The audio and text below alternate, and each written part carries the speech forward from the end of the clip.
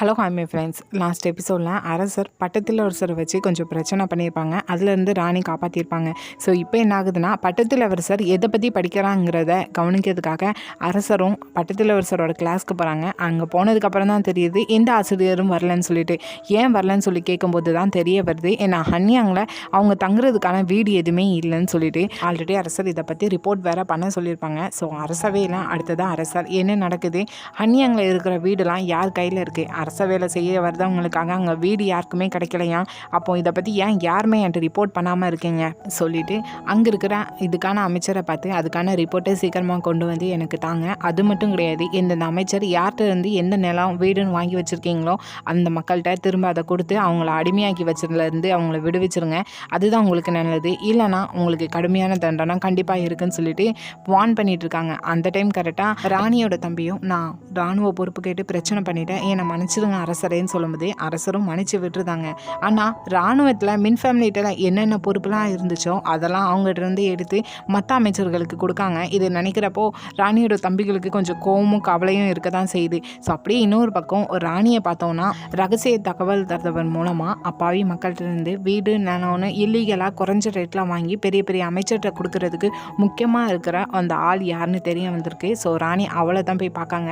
அவளுக்கும் ராணியை பார்த்ததுமே தெரிஞ்சுட்டு இது ராணி தான் சொல்லிட்டு, ஸோ அவளுமே இப்படி ஹன்யாங்க சுற்றி இருக்கிற 5 கிராமத்துலேயும் எனக்கு வீடு நிலம் இருக்குன்னு சொல்லி எல்லா டீட்டெயில்ஸும் சொல்கிறான் ராணியும். அப்போ ஹன்யாங்கில் இருக்கிறது எல்லாமே உனக்கு தான் சொந்தம் அப்படி தானே சொல்லும்போது, ஆமாம், ஏன்னா எனக்கு இதில் ரொம்பவே முக்கியமாக பெரிய பெரிய ஃபேமிலியில் இருக்கிறவங்களாம் உதவி பண்ணிட்டு இருக்காங்கன்னு சொல்லும்போது, இதை கேட்குற ராணியும் நீ இல்லீகலாக மக்கள்கிட்ட இருந்து வீடு நிலம்னு வாங்கியிருக்க, அதை ரிட்டர்ன் அவங்ககிட்டயே கொடுத்துருன்னு சொல்லும்போது, அது பண்ணால் என்ன ஆக போகுது, இப்போ கூட பாருங்கள் ஒரு முக்கியமான ஆள் வந்திருக்காங்கன்னு சொல்லிட்டு வெயிட் பண்ணிட்டு இருக்கிறவங்கள இங்கே வர சொல்கிறாங்க. அதுக்கு பார்த்தா தான் தெரியுது வந்திருக்கிறது ராணியோட ஃபஸ்ட்டு தம்பி.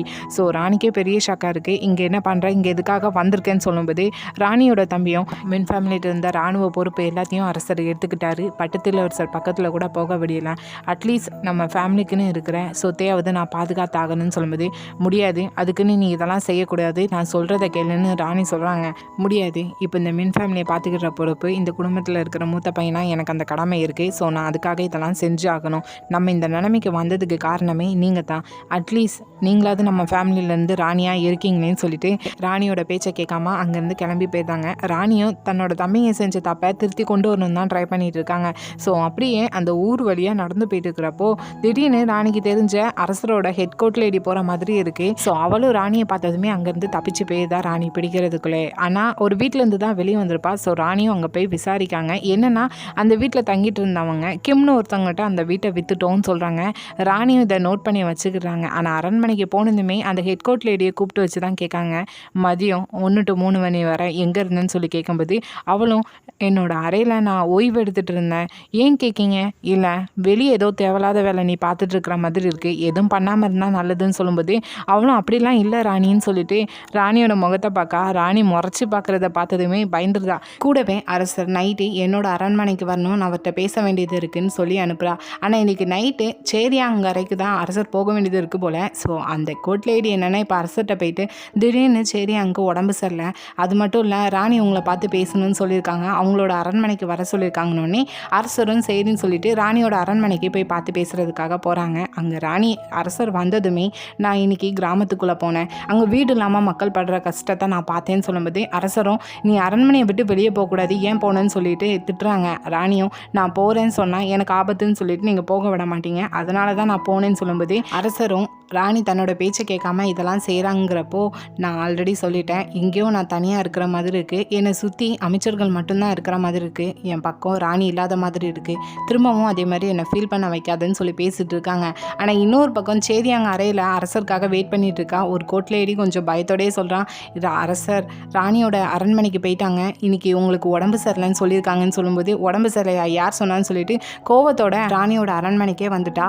ஸோ அங்கே அரசரை பார்த்துட்டு இன்னைக்கு இரவு என்னோட அறைக்கு தான் நீங்கள் வர வேண்டியதுன்னு சொல்லும்போது ராணியும் இங்கே என்ன பண்ணிட்டு இருக்கேன், நானும் அரசரும் பேசிகிட்டு இருக்கிறது தெரியலையா, இங்கேருந்து கிளம்பி போன்னு சொல்லும்போது அரசரும் நான் இன்னும் ராணிகிட்ட பேசி முடிக்கல, நீங்கள் இருந்து போன்னு சொல்கிறாங்க. ஸோ அவளும் பெரிய ஒரு அவமானத்தோட அங்கேருந்து கிளம்பி அவளோட அரண்மனைக்கு போனால் அங்கே அரசரோட ஹெட் கோர்ட் லேடியை பார்த்ததுன்னு கேட்கா. நீ தானே அரசர்கிட்ட போய் எனக்கு உடம்பு சரியில்லைன்னு சொன்னதுன்னு சொல்லும்போது ஆமாம் எனக்கு வேறு வழி தெரில, ஏன்னா ராணிக்கு நம்ம மேலே சந்தேகம் வந்திருக்கு, ஸோ அவங்க சொன்னதை நான் செஞ்சுதாகணும், ஆனால் நான் எப்போவுமே உங்களுக்கு மட்டும்தான் உண்மையாக இருப்பேன்னு சொல்லி அவளை கொஞ்சம் ஸ்டாப் பண்ணுறா. ஸோ அப்படியே நெக்ஸ்ட் டே அரசவையில் பார்த்தோன்னா அரசரை எந்தெந்த வீடு எந்தெந்த விலைக்கு விற்கணுங்கிறத சொல்கிறாங்க. கூடவே இதை பற்றி நான் விசாரணை பண்ணுறேன், எந்த விலையில் யார் விற்காங்கிறத நான் பார்த்துக்கிறேன்னு சொல்லும்போது அங்கே இருக்கிற அமைச்சர்கள் எல்லாருமே நிறைய பேர் அதே மாதிரி குறைஞ்ச ரேட்டில் அந்த வீடை வாங்கியிருப்பாங்க போல்.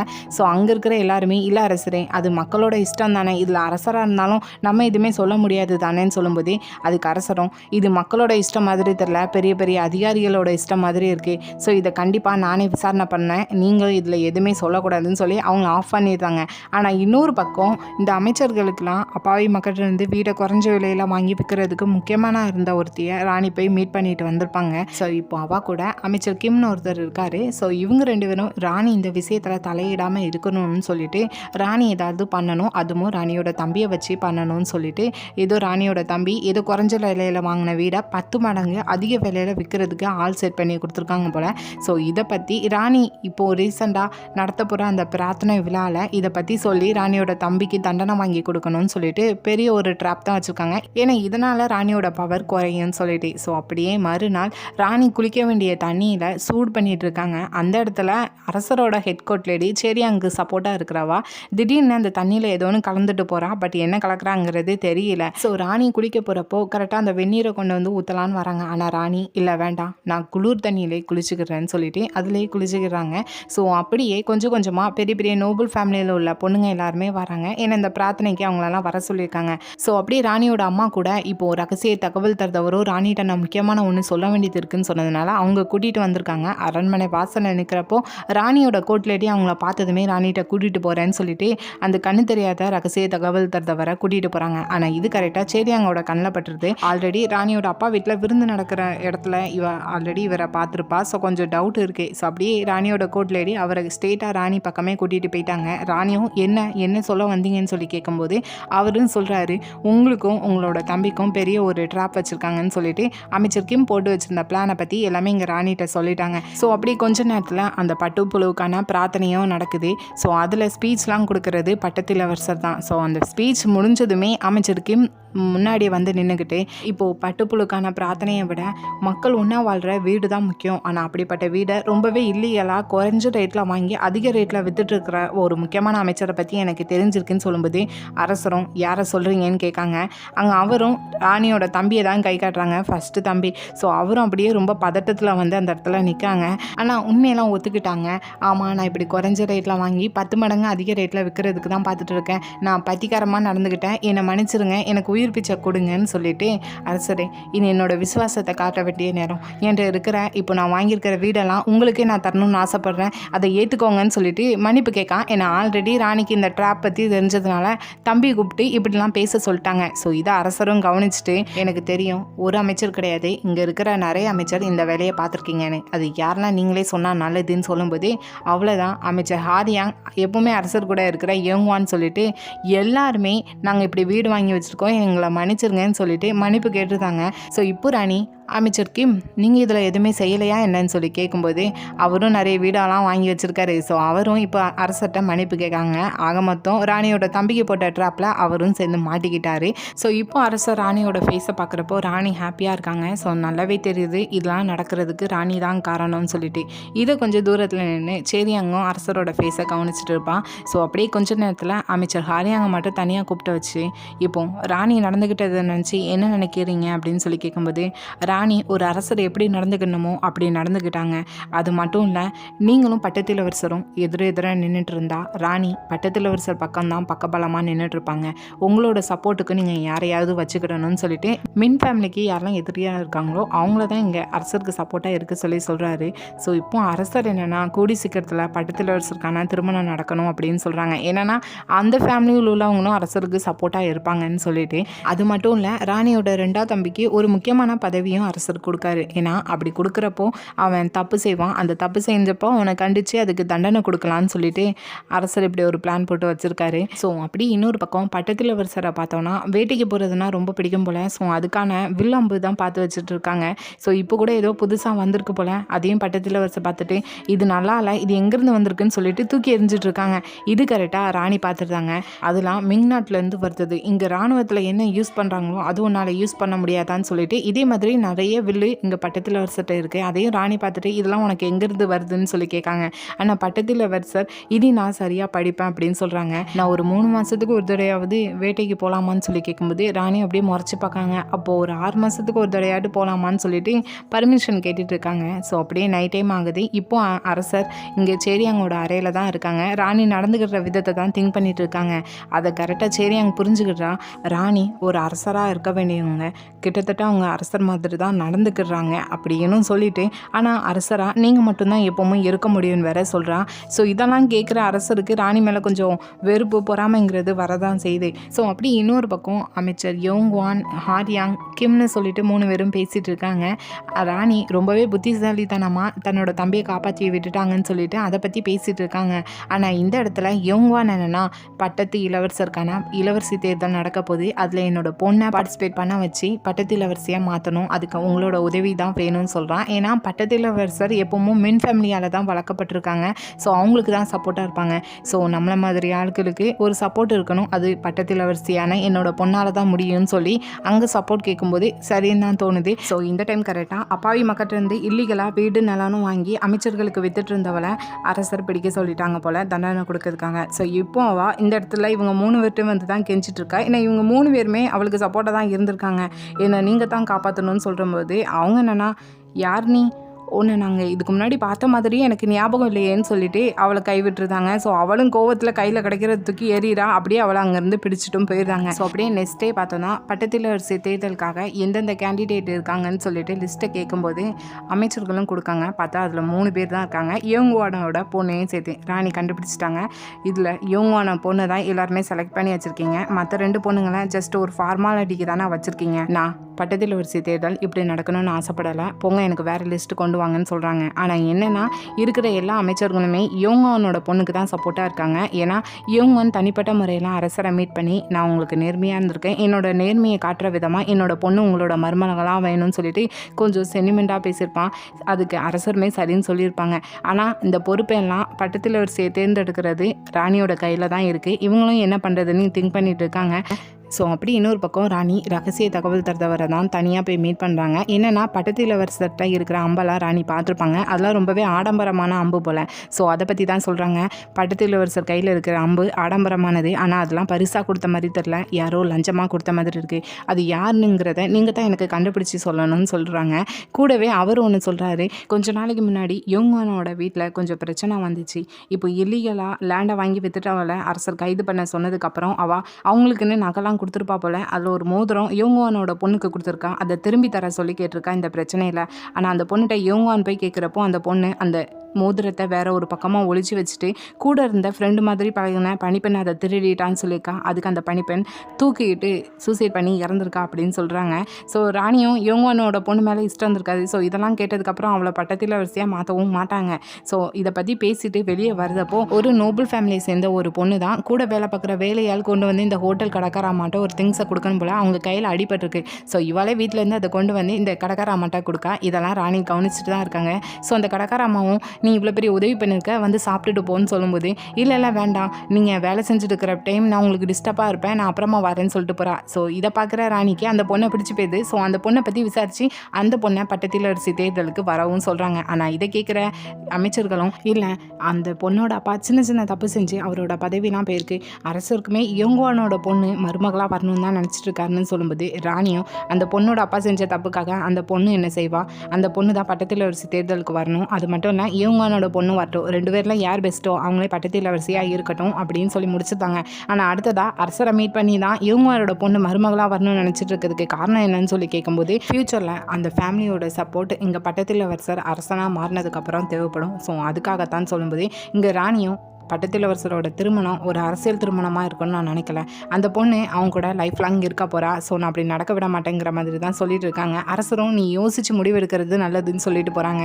ஸோ அப்படியே நெக்ஸ்ட் டே ஒரு பக்கம் அந்த 2 பொண்ணுங்களுமே பட்டத்து இளவரசி தேர்தலுக்காக வந்திருக்காங்க. ஸோ அப்படி இன்னொரு பக்கம் அரசர் பட்டத்து இளவரசர்கிட்ட இன்னைக்கு உன்னோட வாழ்க்கையில் உன்னோட மனைவி யாருங்கிற தேர்தல் நடந்துட்டுருக்கு. ஸோ இதை பற்றி நீ எப்படி ஃபீல் பண்ணுறன்னு சொல்லி கேட்கும்போது பட்டத்து இளவரசரும் எனக்கு அதை பற்றி ஒன்றும் அப்படி ஃபீல் இல்லை அப்படின்னு சொல்கிறாங்க.